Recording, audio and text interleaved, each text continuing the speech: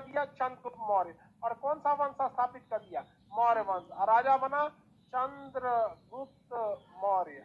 चंद्रगुप्त मौर्य, चंद्रगुप्त मौर्य। तो यहाँ राजा चेंज हो गया। सिकंदर जब मर गया तो सिकंदर का सेनापति Seleucus, Seleucus Nicator, Nicator, Seleucus Nicator आया। लौट के कौन आया? Seleucus Nicator. लौट के कौन आया? Seleucus Nicator. तो दोबारा भारत पर आक्रमण करने वाला यूनानी सेनापति का नाम क्या था? सेल्यूकस निकेटर था। अब यह आक्रमण करने आया तो इसको लगा कि यहाँ पर तो धनानंद का शासन होगा, किंतु धनानंद को मार चुका था कौन? चंद्रगुप्त मौर्य। और धनानंद की हत्या कर दिया था चंद्रगुप्त मौर्य। और धनानंद की बेटी का नाम था दूरधरा। और दूरधरा से इसने क्या कर लिया था? विवाह कर दिया था। धनानंद की पुत्री का नाम दूरधरा, धनानंद की पुत्री का नाम दूरधरा। दूरधरा से विवाह किसने कर लिया? चंद्रगुप्त मौर्य। और मगध की गद्दी पर कौन बैठ गया? चंद्रगुप्त मौर्य बैठ गया। मगध की गद्दी पर कौन बैठ गया? चंद्रगुप्त मौर्य बैठ गया। और इसी समय बाबू मेरे, इसी समय सेल्यूकस निकेटर ने आक्रमण कर दिया। किसके ऊपर? चंद्रगुप्त मौर्य के ऊपर। लेकिन इस बकलुलवा को पता नहीं था कि चंद्रगुप्त मौर्य एक बहुत ही योग्य शासक है। चंद्रगुप्त मौर्य बहुत ही योग्य शासक है। चंद्रगुप्त मौर्य ने बड़े ही चतुराई से अपनी सेना को बाढ़ वाले एरिया में ले गया। और सेल्यूकस निकेटर को यह लगा था कि सेल्यूकस निकेटर अपनी रथ सेना के दम पर जीत जाएगा और हाथियों की सेना पर दम जीत जाएगा। लेकिन चंद्रगुप्त मौर्य इसे बाढ़ग्रस्त एरिया में ले गया और इसके रथ के पहिए फंस गए, हाथी इसके फंस गए, जिस वजह से चंद्रगुप्त मौर्य इजिली जीत गया। चंद्रगुप्त मौर्य क्या हो गया? इजिली जीत गया।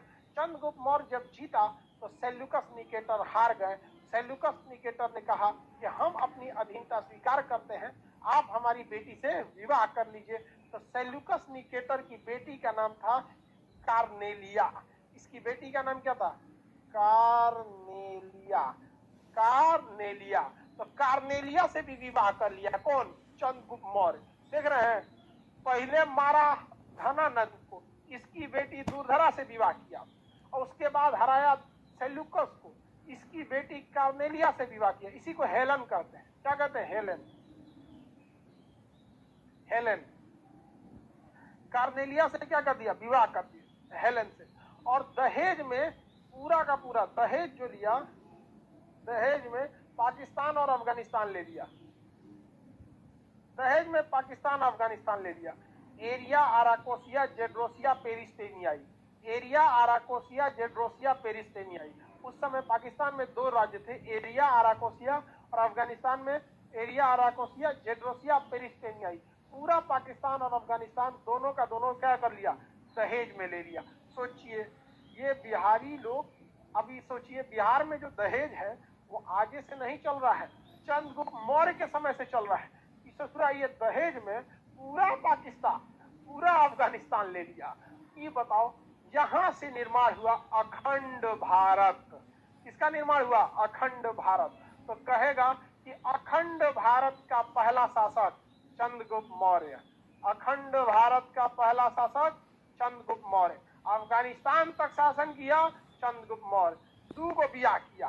कितना विवाह किया? 2 को। पहला विवाह पहला राजा को मारकर दूरधरा से, दूसरा विवाह, इसको मारा नहीं, सेल्यूकस निकेटर को हरा के इसकी बेटी कार्नेलिया से क्या कर लिया? विवाह कर लिया।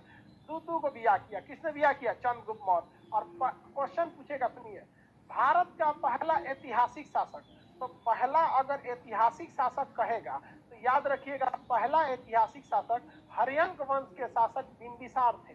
लेकिन कहेगा पहला ऑल इंडिया लेवल का शासक, अखिल भारतीय शासक, तो मौर्य वंश का चंद्रगुप्त मौर्य था। मौर्य वंश का चंद्रगुप्त मौर्य, मौर्य वंश का चंद्रगुप्त मौर्य। चंद्रगुप्त मौर्य की पहली पत्नी का नाम, चंद्रगुप्त मौर्य की पहली पत्नी का नाम दूरधरा। दूरधरा किसकी बेटी थी? दूरधरा, दूरधरा चंद्रगुप्त धनानंद की बेटी थी। और दूसरी पत्नी का नाम हेलेन या रक्सोना, ये किसकी थी? Seleucus Nicator. इतना जबरदस्त शादी किया। दोनों एक नंबर मिस इंडिया थी, सब मिस यूनिवर्स उस समय की।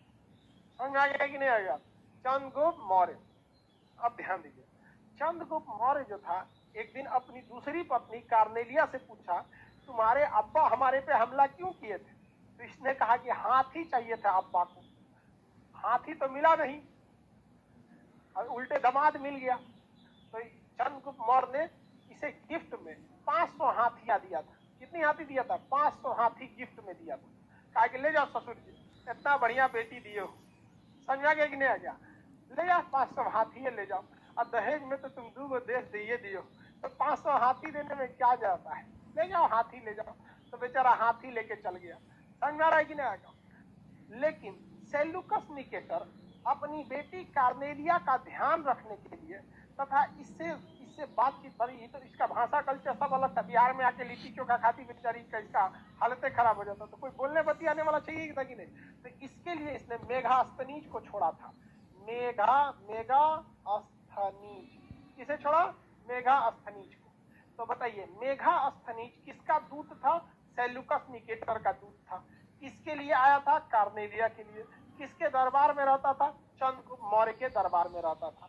इसकी पुस्तक का नाम है इंडिका। इसकी पुस्तक का नाम इंडिका, पुस्तक का नाम इंडिका। बताइए कार्नेलिया के समय, बताइए कौन सा दूत आया था? कार्नेलिया के समय मेगास्थनीज आया था।